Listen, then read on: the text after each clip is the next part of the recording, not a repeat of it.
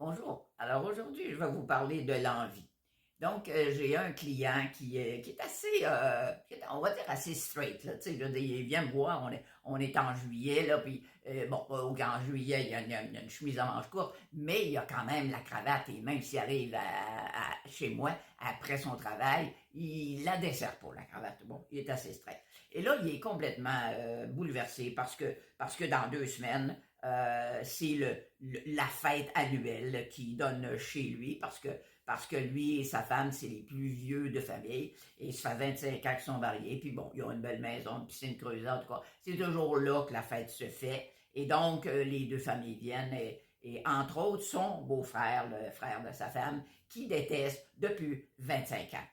Donc, alors, il est pas content de ça du tout, là, et il voit l'événement arriver, là, d'un très mauvais œil, et je lui demande qu'est-ce qui te dérange dans ce gars-là. Il me dit, tu sais, c'est le modèle Gino qui plaît aux femmes, qui est toujours avec une patte, qui fait des jokes, que toutes les femmes rient, puis bon, toujours plein de compliments, et d'affaires comme ça. Il m'énerve. Et de toute évidence, c'était pas son miroir, c'était plus de l'envie. Alors, je lui laisse voir que, ben, dans le fond, il l'envie.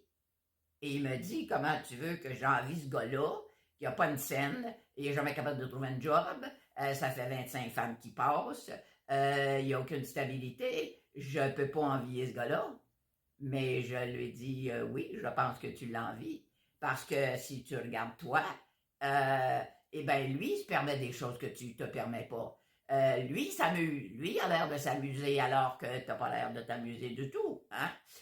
Tu es beaucoup plus sérieux alors que lui est capable de faire des blagues et puis que, bon, il est plus sociable que toi. Il y a une facilité d'entre gens que tu n'as pas. Alors, pour toutes ces bonnes raisons, tu l'envies. Donc, ça prend un certain temps. Bon, et effectivement, il finit par admettre que oui, bon. Hein. Alors, je lui dis, ben, garde, là, la meilleure façon de sortir de son envie, c'est de lui dire. Il me dit, es-tu... Non, il l'a pas dit, es-tu folle, mais il l'a pensé, hein, c'était clair.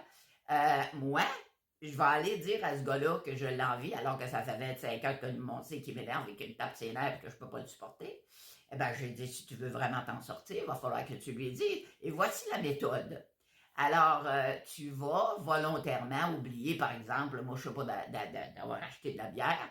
Et quand lui va arriver, peu de temps après, tu vas le voir, puis tu lui dis, viendras-tu m'aider? On va aller acheter de la bière parce que j'ai complètement oublié ça. Et dès qu'il est embarqué dans ta voiture, tu commences tout de suite à lui dire, si je t'ai fait venir avec moi, c'est parce que j'ai quelque chose à te dire, et voilà, et tu lui dis que tu l'envies.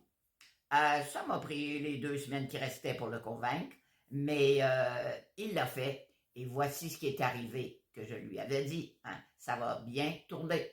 Alors, quand il a dit ça à son beau-frère l'a regardé et il a dit, ah, tu m'envies, moi? Non, non, non, non, non, non, tu te trompes, là. C'est moi qui t'envie.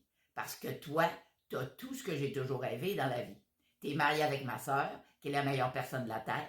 Ça fait 25 ans, vous avez des beaux enfants, tu as une belle maison, tu as une belle job, tu es stable, tu réussis, tu as tout ce dont je pourrais rêver. Alors moi, je t'envie. Et vous savez quoi? Est arrivé ce que je pensais, parce que ça arrive souvent quand on fait l'exercice de cette façon-là. Ces deux gars-là sont devenus les meilleurs amis du monde et 2 fois par mois, ils vont se luncher ensemble, se parler, échanger des affaires. Quand ils sont revenus à la maison, le beau-frère il a dit, garde, où est-ce qu'est ta chambre, là? Amène-moi ta chambre. Il a dit, là, tu sais, tes souliers lacés avec tes bas 3/4, là. Ah, tu sais, je veux dire, c'est parce qu'il fait chaud dehors, là. Ah, tu dois avoir une petite paire de sandales, quelque chose, là. Enlève tes bas. Tu dois avoir un t-shirt, là. Quelque chose, un petit chandail, un petit polo, là, au lieu de ta chemise, même en manche courte. Et il dit, il m'a complètement transformé. Et depuis ce temps-là, le code, c'est je m'occupe de ses finances et il suit très, très bien ce que je lui donne.